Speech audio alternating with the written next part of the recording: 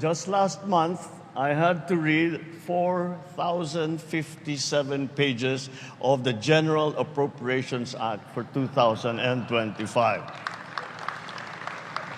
because I reviewed it, analyzed it, and, yes, in parts, vetoed it.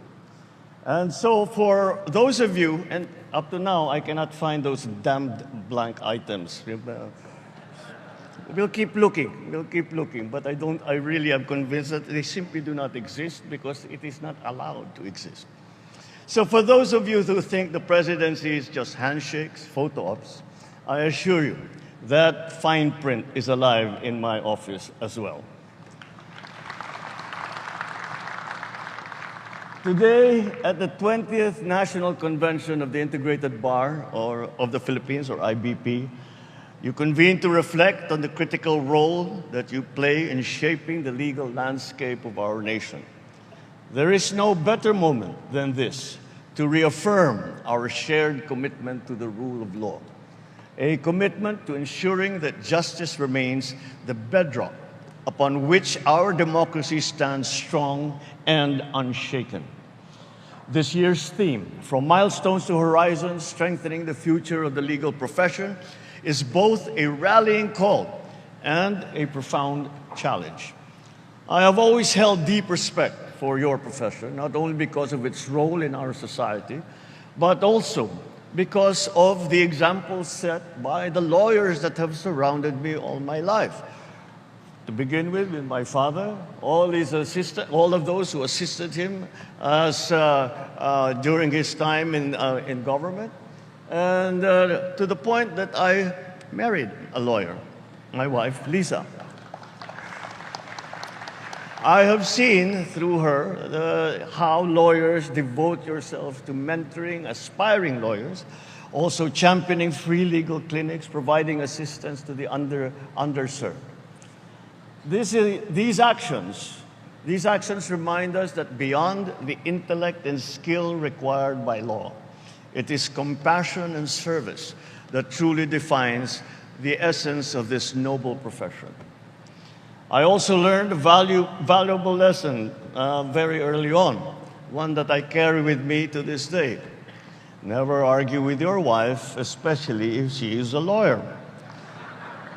It is not a debate you will ever win, because for a layman, we sit there and you begin to feel the application of trial technique, something which we are not too accustomed with. So what starts as a simple yes-no question eventually transforms into, it depends. And before you know it, you are knee-deep in case law, precedent, and a cross-examination that you did not sign up for. But on a more serious note, she has shown me the incredible depth and nuance of the law and the minds that practice it. In this era of technological advancement, economic transformation, and global interdependence, you stand at the forefront of an unprecedentedly dynamic and therefore challenging landscape. The emergence of issues such as cybercrime, data privacy, and the ethical use of artificial intelligence presents not only technical dilemmas, but moral ones as well. And therefore, they demand our continued commitment to protect human dignity in an increasingly digital world. The recent adoption of the Code of Professional Responsibility and Accountability is a significant step forward, a declaration that the highest ethical standards must guide every member of the legal community. The task before us now is to ensure that this code becomes the very foundation of how our lawyers live and practice. Equally pressing is the existential challenge of our time, and that is climate crisis. This is no longer an abstract threat that is spoken about at the high levels of science. It is a reality that jeopardizes the very survival of future generations. Your field plays a vital role in this endeavor, crafting and upholding stronger environmental policies that protect our shared home, developing the concept of environmental justice. By doing so, You safeguard the rights of today and preserve the dreams and dignity of those that will follow us. Strengthening the legal profession, however, demands more than responding to crises. It also requires reinforcing your field's very foundations: education, continuous learning. The next generation of lawyers must be prepared to meet the challenges of this ever-changing world. And so the 3,962 new lawyers, welcome to the front lines of justice. Your journey begins now. And that journey, with it, a tremendous opportunity is granted you to shape a society that is fairer, more equitable, more inclusive. As the legal profession evolves, so too must our learning institutions. Law schools must continually adapt to the demands of the times by refining their curricula, integrating emerging fields, and ensuring a seamless blend of legal theory and real-world application. The revised model curriculum of the Basic Law Program already sets the stage by incorporating human rights law and international law at its core. And yet our challenge is to ensure that these principles are not confined in the pages of textbooks or the halls of courtrooms, but are lived and breathed, always guided by the Constitution and the values that it upholds. As members of the legal community, you are in the most fitting position to safeguard that Constitution, that living document that embodies our collective aspiration and that binds us together as a people. A decade ago, the Philippine Constitution Association awarded me the title of the Great Protector of the Constitution.